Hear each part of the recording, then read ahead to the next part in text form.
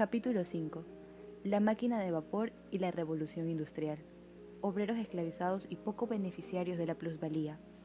Marx y Engels, discípulos del filósofo Hegel. El socialismo científico. El manifiesto comunista. El capital y la revolución leninista en Rusia. El comunismo se convierte en cruel dictadura como el nazismo hitleriano. La reforma y los reformistas históricos en Europa. La búsqueda de la justicia y la igualdad continua. Sin pretensión de ser historiador, haré un pequeño resumen que permita conocer todo el proceso, especialmente a los lectores más jóvenes. En 1782, un ingeniero escocés llamado James Watt inventó la máquina de vapor que sirvió para hacer funcionar las líneas de producción simultánea que dieron forma al concepto de industria. Gracias a este invento, Inglaterra pasó a ser el centro del mundo. El vapor fue una forma de energía poderosa que empezó a mover el progreso cuando se aplicaba a todo instrumento mecánico que hasta entonces requería la energía del brazo humano, como el trabajo en las minas de carbón, principal materia prima de la época. La nueva fuente de energía abrió paso a la producción en gran escala y surgió la primera noción de consumo masivo, gracias a novedosos métodos de producción.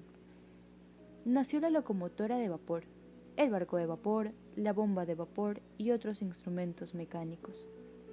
Esa máquina dio nacimiento a la revolución industrial y a una nueva forma de organización laboral. El artesano fue sustituido por el obrero y este, aunque creció en importancia, no era reconocido con justicia porque no existían leyes que reglamentaran el trabajo y reconocieran una remuneración justa. De alguna manera, el obrero se convirtió en esclavo y los grandes beneficios fueron para los dueños de las fábricas y sus aliados financieros. El capital generaba plusvalía y favorecía la acumulación de la riqueza a favor de unos pocos. Tenía que producirse una reacción. En 1840, el nuevo sistema llega a su clímax. Fabricantes ricos y obreros explotados, capitalistas y proletarios. Ese era el mundo en desarrollo en aquellos días. Había alto crecimiento pero poca justicia. En 1842 llega a Manchester, Inglaterra, un ex oficial de la caballería prusiana llamado Friedrich Engels, que quería ser testigo cercano del nacimiento de una sociedad industrial. Presentía además las explosiones sociales que el injusto sistema tenía que generar y también quería verlas. Publicó una investigación sobre la situación de la clase obrera en Inglaterra, que llegó a ser un clásico. Escribió artículos en publicación anuario que se hacía en París y definió las bases de lo que él llamaba el socialismo científico, en virtud del cual una revolución futura aboliría la propiedad privada y reconciliaría al hombre consigo mismo y con la naturaleza. El editor de anuario era Karl Marx, con quien Engels compartió las ideas de lo que después tendría que depender la vida de millones de personas. Marx era un académico, filósofo, político e historiador de 26 años, mientras Engels, de 24 años, venía de trabajar en una industria textilera de la que su padre era socio. En Manchester, la cuna de la revolución industrial. Por eso conocía el trabajo productivo y la problemática cotidiana de los obreros y los empresarios. Marx y Engels se complementaban perfectamente sus conocimientos y experiencias. Ambos eran discípulos de Hegel, un filósofo que sostenía que la historia de la humanidad se desarrollaba en una permanente lucha de opuestos, proceso que él llamó dialéctica. Por eso, aquello de la lucha de clases, el enfoque comunista, impulsaba el cambio. Consideraba antinatural la relación del hombre y la máquina y la relación de los trabajadores con los dueños de las máquinas. Para aquellos tiempos, Hegel, Marx y Engels estaban en la vanguardia. En 1948, Marx y Engels publicaron el texto redactado por ambos que se llamó El Manifiesto Comunista, ante la Liga de los Comunistas reunido en Londres en 1867. Marx publicó El Capital, su obra cumbre, en la que se señalaba que la sociedad capitalista naciente llevaba en sí misma la semilla de la autodestrucción. Así, en 1910, y con esta visión idealista por delante, se materializó el sistema comunista en la URSS, cuando la revolución bolchevique, dirigida por Lenin, tomó el poder y sustituyó a la monarquía de los zares. En ese momento, el pensamiento de Marx y Engels, más los enfoques de Hegel, eran la respuesta, en pensamiento, ideas y acciones, a la injusta relación que había tenido la revolución industrial entre capitalistas y proletarios, la contraparte que faltaba. La lucha de clases debía devenir en un sistema igualitario perfecto, sin empresa privada y después, incluso, sin Estado. Ese mundo ideal que quedó en la utopía. Con el nacimiento de la Unión de Repúblicas Socialistas Soviéticas URSS, parecía que nada ni nadie iba a detener el comunismo. Su teoría se volvió universal, receta, modelo político y económico para todos. Y esa universalidad cautivaba. Pero había que aplicarla, y al poner los pies en la tierra, la ideología se volvió abstracta, mostrando un fuerte aroma de utopía irrealizable. El tiempo fue demostrando que las prédicas teóricas y la planificación a largo plazo no eran suficientes para resolver los problemas. Los ideólogos no podían ignorar la cultura local, los nacionalismos, las etnias, el arraigo de las tradiciones, las iniciativas propias de cada comunidad y otras ideas que surgían en la marcha continua del proceso y que no estaban en la suprema planificación del Estado. Pero el poder estaba en pocas manos, y en poco tiempo el comunismo se redujo a una dictadura para imponer la doctrina a toda costa. Con el estalinismo se volvió cruel. ¿Qué ocurría mientras tanto en el resto del mundo? En el lado occidental, las condiciones de vida mejoraban por otros factores. El principal, el avance tecnológico.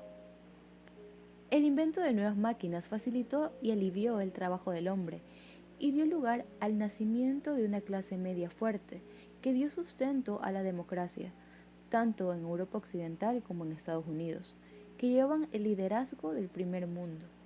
Se sumaron las leyes que fueron creándose para amparar al obrero ante el abuso del capital, y la justicia social fue ganando terreno. Han pasado casi 150 años del Manifiesto Comunista y del Capital de Karl Marx. Puede decirse ahora que se mantiene esa misma injusta relación que en los primeros días de la revolución industrial esquilmaba a los obreros y hacía más ricos a los capitalistas. Definitivamente no. El pensamiento democrático occidental, heredado por la civilización griega y de la Revolución Francesa, se sumó a la tecnología que aporta mejores condiciones de vida, creando un establishment nada rígido que, por efecto de la libertad de pensamiento, la libertad de expresión, el debate continuo, el pluralismo, la división de poderes, la alternabilidad de las dirigencias, siempre está buscando la eficacia política y ajustándose a los desafíos de los nuevos tiempos. No es el sistema perfecto, pero siempre se puede perfeccionar, como ha venido ocurriendo. En nuestro lado del mundo había más apertura y más iluminación, mientras en el mundo comunista todo se cerraba a un modelo ultrarrígido, intocable. Este aferramiento provocó la dictadura. Como había que imponer el modelo a toda costa, también se recurrió a la mentira para cubrir la realidad con apariencias y hasta informaciones estadísticas falsas, cuidadosamente elaboradas. Así vino la violencia estatal y la anulación de las libertades. Y ese es, y fue, el problema del comunismo. Solo basta mirar a Cuba o a Corea del Norte como últimos rezagos.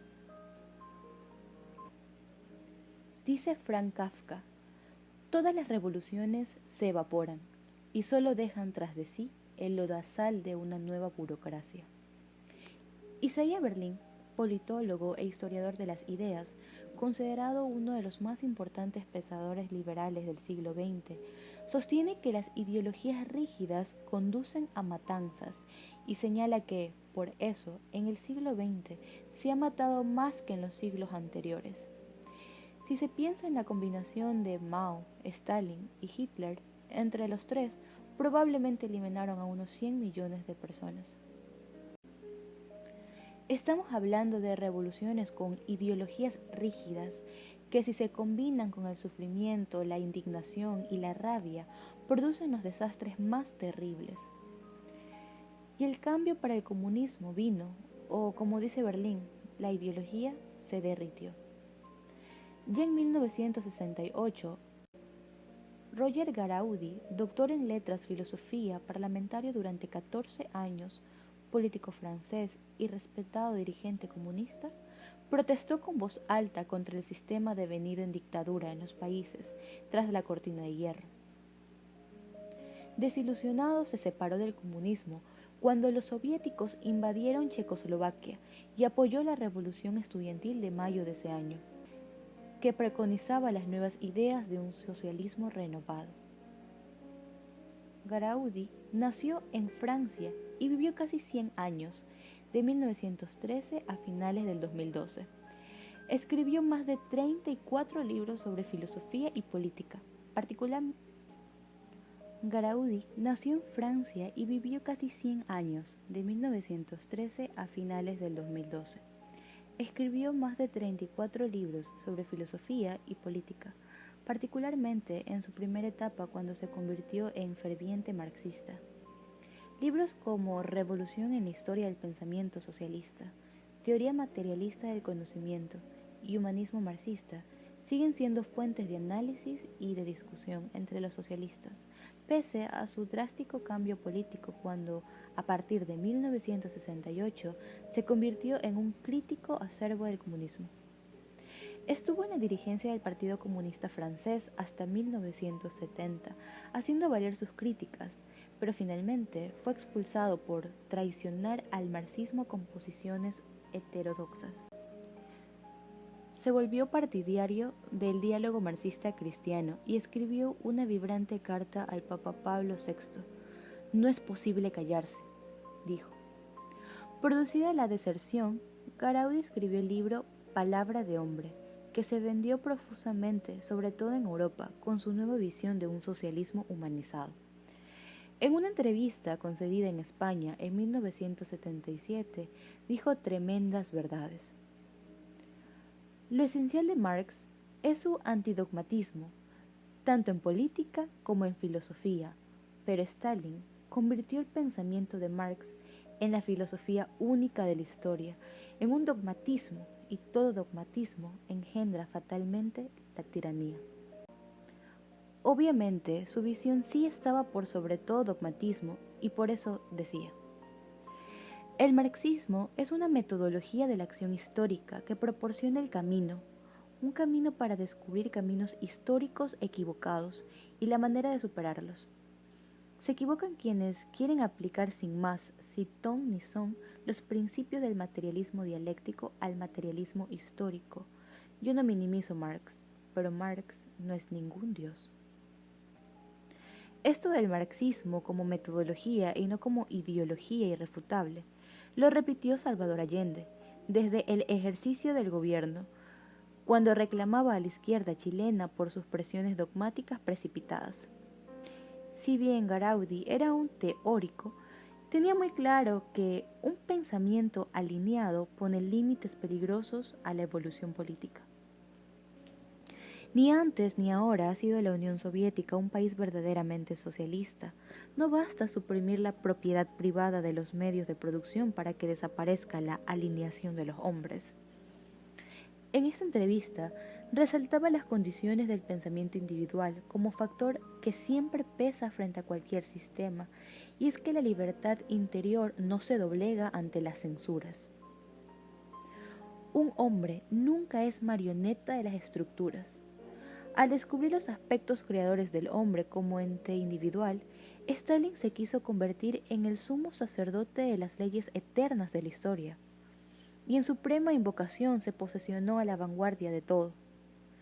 Si el hombre es sujeto activo y creador de la historia, será esencial su dimensión trascendental. El hombre siempre es capaz de superarse a sí mismo. Además, será necesario descubrir todas las potencialidades humanas sin quedarse únicamente en la economía. En el libro La Alternativa, habla de diversos modelos de socialismo, a partir del respeto a la individualidad. Menciona tres factores: democracia directa, autogestión económica, federalismo político. Esto ya suena como los pilares de un nuevo y avanzado modelo político. Para cerrar esta evocación, un pensamiento que tiene más de 2000 años, pero que tiene gran significación viniendo de un hombre que empezó su búsqueda desde el pensamiento materialista, dijo: yo no puedo decir que me haya convertido al cristianismo. He ido descubriendo poco a poco las dimensiones de la trascendencia. Cada vez que aportamos algo nuevo, Cristo está vivo y la creación divina se perfecciona y continúa en nosotros. Jesús nos ha enseñado a vivir según la ley del amor. Yo no existo para mí mismo, sino vaciado para los demás. Junto a él, dejaron al comunismo respetables militantes como el actor y cantante Montan y otros desencantados. Entrevistado por Paris Match en la década de los 70, Montan narraba sus impresiones de un viaje a la Unión Soviética. Inclusive la realidad oficial nos helaba la sangre, porque la infelicidad se ve en la cara de la gente. La izquierda se rehúsa a decir la verdad, porque se deja arrastrar por una demagogia fácil. Montan se manifestaba frustrado y arrepentido de su pasado comunista. Defendí esa posición por ingenuidad y por estupidez. Me lamento no haber escuchado las advertencias que me hicieron el poeta Jacques Prévert y el actor Gerard Philippe. Era la falta de humanidad del comunismo, la esclavitud de la ideología lo que golpeó el corazón y la mente de Montan. Yo soy de una generación que no puedo olvidar a Stalin. Y tampoco podemos olvidar lo que hicieron las tropas soviéticas en Checoslovaquia en 1968. Y mucho menos que hoy, 1974, existan en las cárceles de ese país militantes que lucharon por el socialismo por 30 o 40 años y que, sin embargo, las autoridades neoestalinistas los mantienen encerrados en las cárceles por haber luchado por un socialismo con semblante humano. Montan, muy respetado en el arte y la política, tenía la visión que muchos no querían entender. Advertía, eso sí, que el capitalismo liberal tampoco era una solución radical, porque las soluciones radicales no funcionan. Es el pensamiento evolutivo el que va abriendo puertas y dejando entrar la luz. Mire, yo no estoy confundido entre Dios Padre o Karl Marx, ni nada. Lo importante para una persona es no engañarse a sí misma cuando uno se mira al espejo. Hay que saber quién es y dónde está. Tiene que saber lo que está haciendo y por qué lo está haciendo. La vida para mí es no dejarse atrapar por la maquinaria, por el establishment, como dicen los anglosajones. Su gran amigo Jorge Semprum, quien escribió los guiones Z y La Confesión, películas dirigidas por Costa Gravas, que también dieron gran éxito a Montan, escribió una biografía en la que recoge una frase definitivamente de Montan. ¿Qué queda después de la desilusión del comunismo? Nada. Ahora solo me queda la lucidez. Montan es uno de mis personajes favoritos. Cuando leo algo sobre él y su pensamiento, o cuando vuelvo a ver sus películas como El salario del miedo, o lo escucho cantar, pienso que tras su ronca voz está una vida plena de humanidad. Montan y Garaudi entendieron que el comunismo no puede sostenerse mientras sacrifique las libertades individuales y sociales, y se imponga con los tanques como se vio en Checoslovaquia en 1968 o antes en Hungría en 1946. A ellos habría que sumar Enrique Berlinguer, que en Italia fundó el eurocomunismo, otro disidente marxista que también quería un socialismo con rostro humano. Estos personajes finalmente entendieron también que el cambio político no se detiene, que no existe el sistema perfecto, sino la evolución humana continua e integral, espíritu, mente y mundo material. que puede conducirnos a estatus superiores de conciencia y convivencia. Esto es lo que John Buchan llamó una cuarta dimensión para el comunismo. Isaiah Berlin evoca un héroe histórico, el socialista libertario, enemigo jurado del zarismo, pero defensor irreductible de la libertad individual. Este es un pensamiento del mexicano Enrique Krause, historiador y ensayista que piensa que hay que reanudar el diálogo entre liberalismo y socialismo para la búsqueda de una nueva guía. Hay un más allá de las búsquedas y las ideas que los espíritus despiertos convierten en su propia senda, porque son capaces de romper los prejuicios y la rigidez. Quizás eso explique que Garaudi haya buscado respuestas en la religión, pues pasó a ser primero católico y después islámico, dejando a un lado el materialismo comunista y su ateísmo implícito. Como Garaudi o Montaigne, el ser humano sigue buscando el modelo del amor y la justicia.